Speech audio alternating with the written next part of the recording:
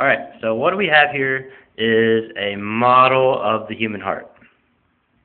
And basically what I'm going to do is I'm going to explain how blood circulates throughout this heart, and as I do that, I'm going to go through the basic anatomy of it so that we can just understand a little more just how this thing works.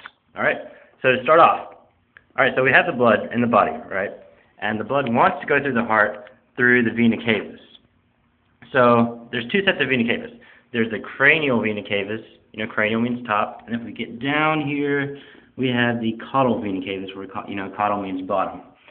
Alright, so the blood goes through the vena cavas into this little area right here. It's called the right atrium.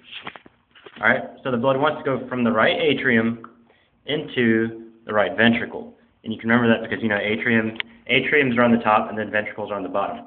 And the way it's going to go from the right atrium to the right ventricle is through this little valve thing. You can see it. On the other end, it's like this. It looks like a little spider web thing with three ends.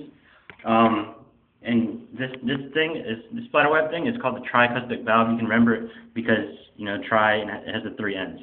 All right. So the blood is in the right ventricle, and then what it wants to do, it wants to get to the lungs, so it can get reoxygenated and it can get healthy and do its own thing again.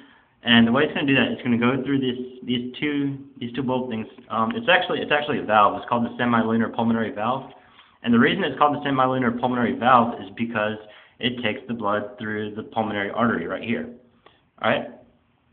So the pulmonary artery, it actually branches out. You can't really see it right here, but it branches out, and this allows the blood to go into the lungs. Right. The lungs, it's not in this model, but it's behind the heart. And then, so the blood goes in the lungs, and it does its own little thing. It gets reoxygenated, gets healthy and happy, or whatever you call it. All right? And then, so once it gets reoxygenated, it wants to go back into the heart. And it goes back into the heart through the pulmonary veins. You can see there's pulmonary veins right here. And on the other side, see we have pulmonary veins right here. All right? So if the blood goes in, it goes from the lungs into the heart through the pulmonary veins into this little area right here, and this is called the left atrium. All right, and it's going to go from the left atrium into the left ventricle through this. You see the spiderweb thing? It's just like last time I said. This is called the bicuspid valve because, as you can see, there's only two ends instead of three ends like last time. All right, so the blood is in the left ventricle, and now it wants to go throughout the whole body because it's reoxygenated, it's happy, it's ready to rock and roll. All right, so it wants to go throughout the body, and it's going to go to the body through. You can see there's two little white things, and that's actually a valve as well. It's called the semilunar aortic valve, and the reason it's called the semilunar aortic valve is because it takes the blood all the way up here through the aorta, and the aorta is basically what distributes the blood throughout the whole body. And that's basically how the blood goes through our heart. But yeah, a couple things to remember. Veins bring blood toward the heart, and arteries bring blood away from the heart. And, because veins bring blood toward the heart, when it's bringing blood toward the heart, the blood has already been used up, it's tired, it's deoxygenated, so thus the veins are blue. And then in contrast, the arteries, the aorta, for instance, it's red because it's carrying oxygenated blood. It's fresh from the lungs, and it's happy, and then it's energized and it's ready. So it's red. All right. So, but there's an exception.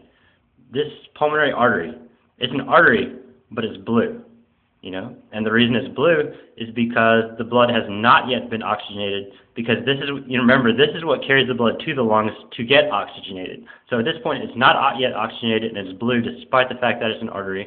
And then also, same thing, so the blood, it's in the heart, and it's in the lungs, it gets oxygenated, and it goes back into the heart through the veins.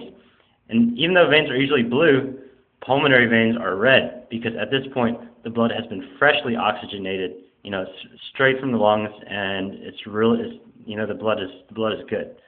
All right, and then, those are the exceptions to the veins and arteries. And then also just a couple things to remember, the tricuspid and bicuspid valves. Tricuspid valve, it comes before the bicuspid, And the way you can remember that is to try before you buy. You know, it's like in a store, you try something before you buy it.